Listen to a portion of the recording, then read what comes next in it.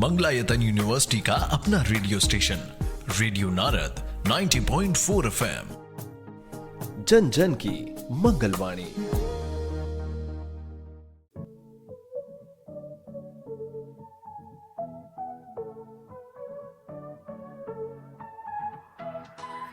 स्वागत है दोस्तों रेडियो नारद 90.4 FM से। मैं हूं आपके साथ आरजे याशी और प्रोग्राम शुरू हो गया है ज्ञान सागर। जी हाँ दोस्तों, जिसमें हम आपके ज्ञान को करते हैं और भी ज्यादा उजागर। दोस्तों, आज हम भारत में रहते हैं और यहाँ बोलने वाली हिंदी भाषा को अपनी मातृभाषा के नाम से जानते हैं। लेकिन क्या सच में हिंदी हमारी मातृभाषा है? आप इसको गूगल जरूर कीजिएगा। बाकी आज हम बात करेंगे वैश्विक स्तर पर बोलने वाली वैश्विक भाषा अंग्रेजी के बारे में और जानेंगे कि अंग्रेजी भाषा का महत्व क्या है राष्ट्रीय और अंतर्राष्ट्रीय परिप्रेक्ष्य में। जिसकी विस्तार से जानकारी देने के लिए आज हमारे साथ मौजूद हैं एक ऐसी शख्सियत जिन्होंने इसी क्षेत्र में अपना नाम बनाया, अपनी पहचान बनाई और आज छात्रों को उनके भविष्य की ऊंची उड़ान भरने में मदद कर रही हैं। जिनको व्यवसायिक क्षेत्र में करीब 7 साल का अनुभव है, जैसे कि social services in teaching as a teacher volunteer, communication teacher in aviation academy. इन क्षेत्रों में उन्होंने अपनी अच्छी सेवाएं दी हैं। साथ ही उनकी शिक्षा की बात करें तो दोस्तों, उन्होंने ग्रेजुएशन यूनिवर्सिटी ऑफ दिल्ली और मास्टर्स जामिया मिलिया इस्लामिया न्यू दिल्ली से पूर्ण किया है। कई workshop, seminars, webinars, conferences organise किए हैं और वह मुरादाबाद की रहने वाली हैं। दोस्तों, मैं बात कर रही हूँ मंगलायतन विश्वविद्यालय के डिपार्टमेंट ऑफ आर्ट्स की assistant professor miss Angela Fatima Mirza ji की, जो कि इस वक्त हमारे साथ स्टूडियो में मौजूद हैं।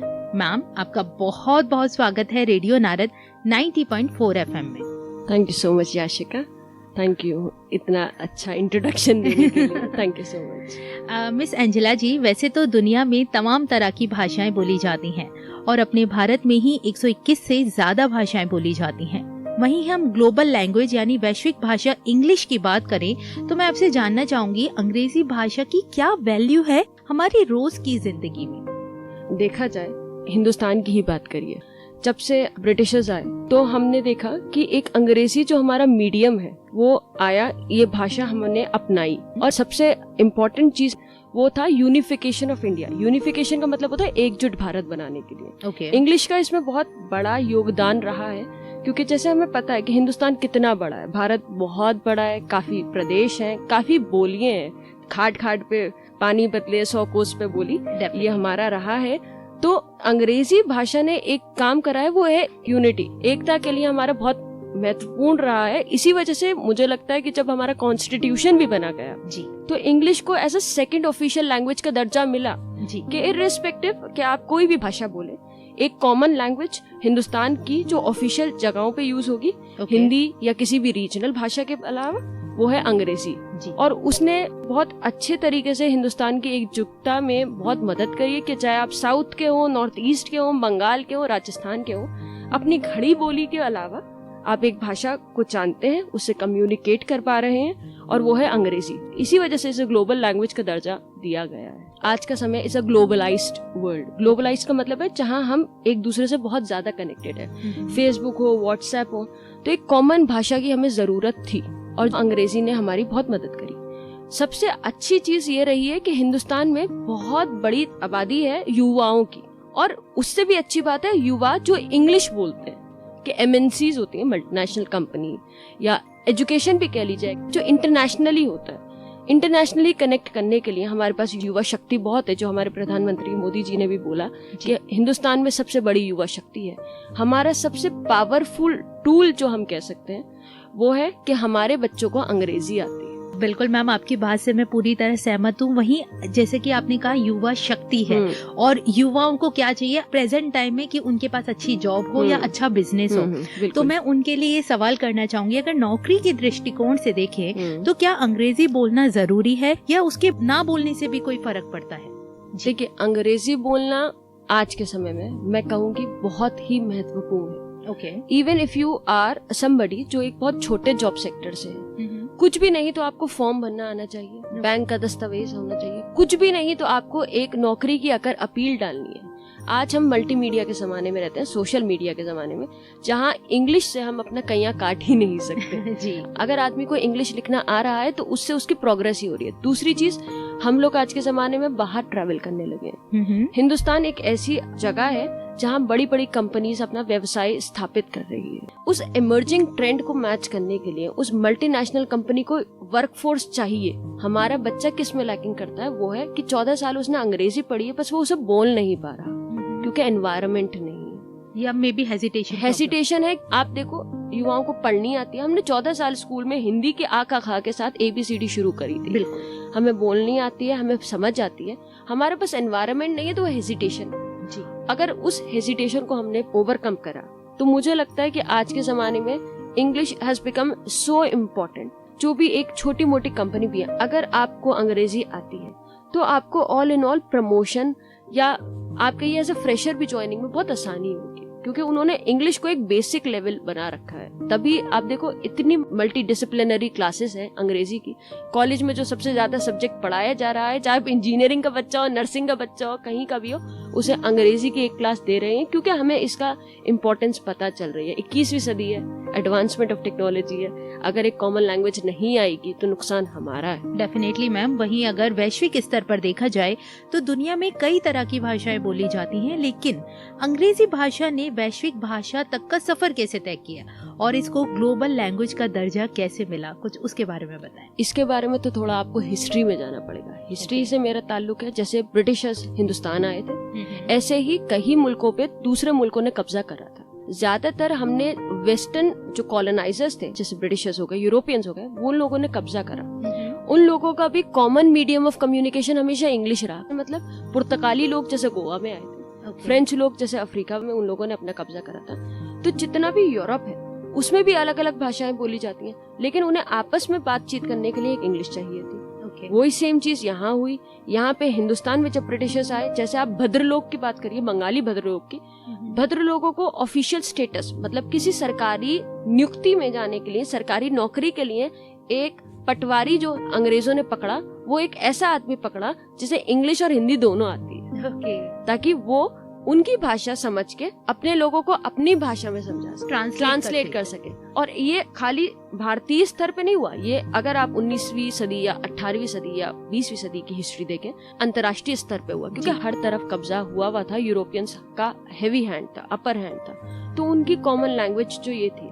अब क्या हुआ, हमें आजादी मिली, हमने जो चीज हमें ऑपरेशन की तरह यूज हो रहा था, अंग्रेजी, जिससे हम कपकपाते थे, हमने उसे ताकत बना लिया। आप देखो, आपके जितने बड़े बड़े लीडर्स रहे हैं, नेहरू हो, गांधी हो, उन सब ने अंग्रेजी को एक ऐसा टूल बनाया कि हम उससे अंग्रेजों को दबा सके। तो इसी वजह से एक ऑफिशियल स्टेटस जो हमने अंग्रेजी को दिया है, वो यही है कि हमने उनकी भाषा में उन्हें बताया। और आज के जमाने में चाइना, जापान, सब जगह अपनी भाषाएं हैं।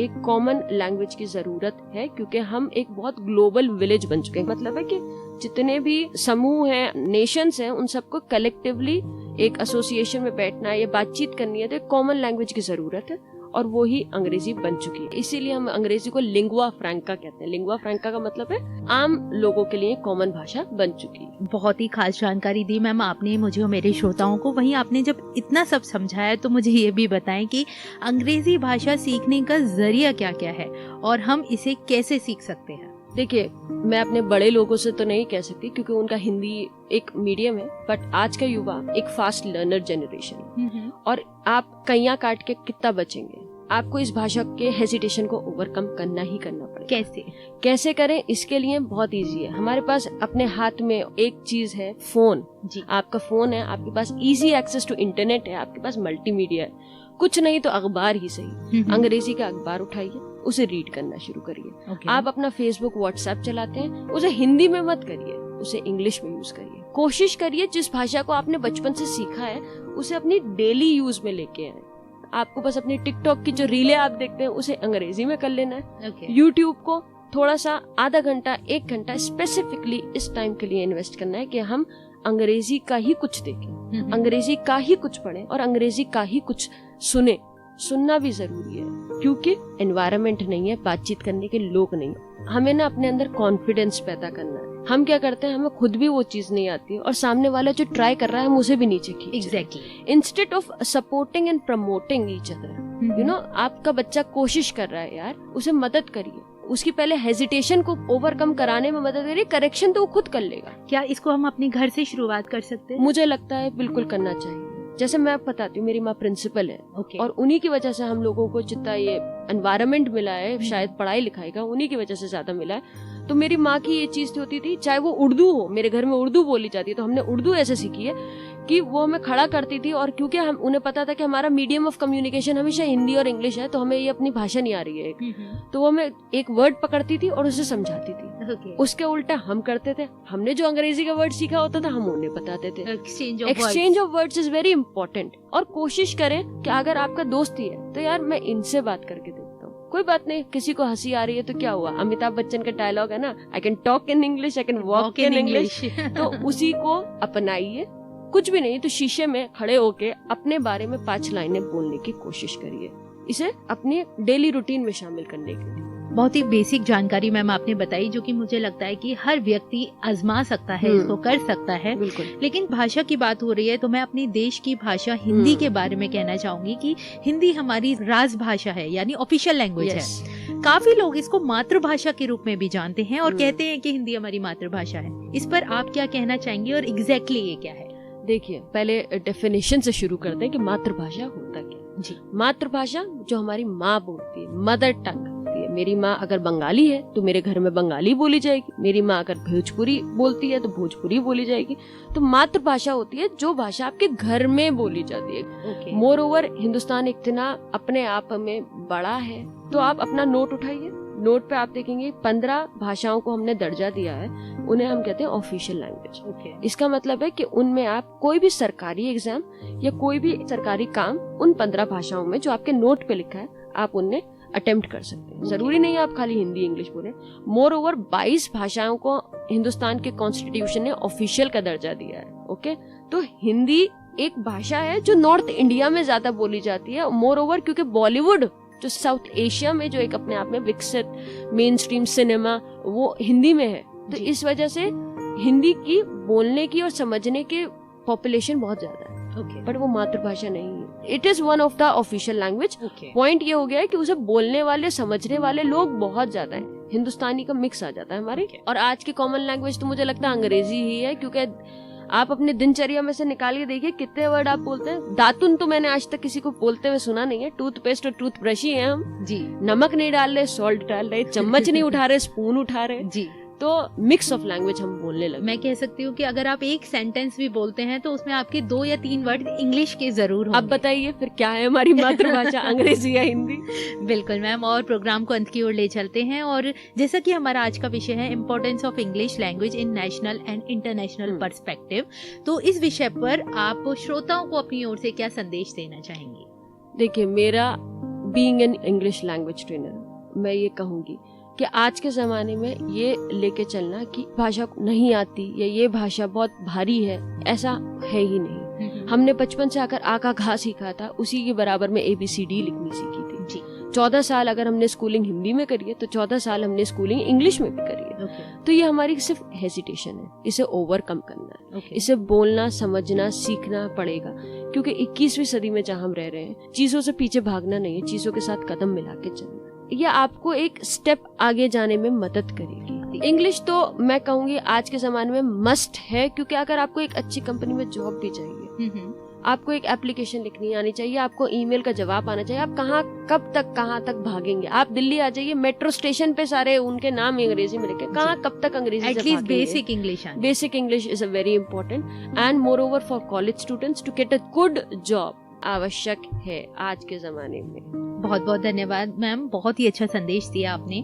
दोस्तों, भाषा तो सिर्फ एक माध्यम है अपनी बात दूसरे तक पहुंचाने का, लेकिन फर्क इस बात से पड़ता है कि आप किसको कितना सम्मान देके बात कर रहे हैं। यकीन मानिए, आपके चेहरे पर हल्की सी मुस्कान और आपके दिए हुए थोड़े से सम्मान से अगर आप अपनी बात कहेंगे तो ना सिर्फ सामने वाला समझेगा बल्कि उस पर अमल भी करेगा। लेकिन क्योंकि आज सफल होने के लिए, अच्छी जॉब पाने के लिए, MNC में काम करने के लिए अंग्रेजी भाषा सीखना, सुनना, बोलना, जानना बहुत जरूरी है, इसलिए आप इसको सीखने का प्रयास जरूर कीजिए और यकीन मानिए प्रयास ही सफल होते हैं। बाकी एक बहुत ही अच्छे संदेश के साथ मिस एंजेला जी ने अपनी वाणी को विराम दिया कि अच्छी बात है आप हिंदी बोलते हैं और मानते हैं, बिल्कुल मानिए, लेकिन क्योंकि MNCs और जॉब्स पर्सपेक्टिव में देखा जाए, बिजनेस लाइन में देखा जाए और इंटरनेशनल लेवल पे देखा जाए तो आपको अंग्रेजी भाषा बोलनी आनी चाहिए। एटलीस्ट आपको एक एप्लीकेशन लिखनी आनी चाहिए, यानी आपकी बेसिक इंग्लिश आपको जरूर आनी चाहिए। मैम ना सिर्फ आपने संदेश दिया बल्कि आप रेडियो नारद से जुड़े और हमारे आज के विषय importance of English language in national and international perspective यानी राष्ट्रीय अंतर्राष्ट्रीय परिप्रेक्ष्य में अंग्रेजी भाषा का महत्व पर आपने ढेर सारी जानकारी मुझे और मेरे श्रोताओं को दी। इसके लिए आपका बहुत बहुत धन्यवाद। Thank you so much Yashika, thank you. इसी के साथ दोस्तों अब मेरा वक्त हो गया है आप सभी से विदा लेने का। फिर लेकर आऊंगी आपके लिए एक नया खास विषय और जानेंगे उसके बारे में बहुत सी इंटरेस्टिंग बातें एक नए मेहमान के साथ। तब तक के लिए मुझे यानी आरजे याशी को दें इजाजत। रेडियो नारद 90.4 FM, जन जन की मंगलवाणी। Stay tuned.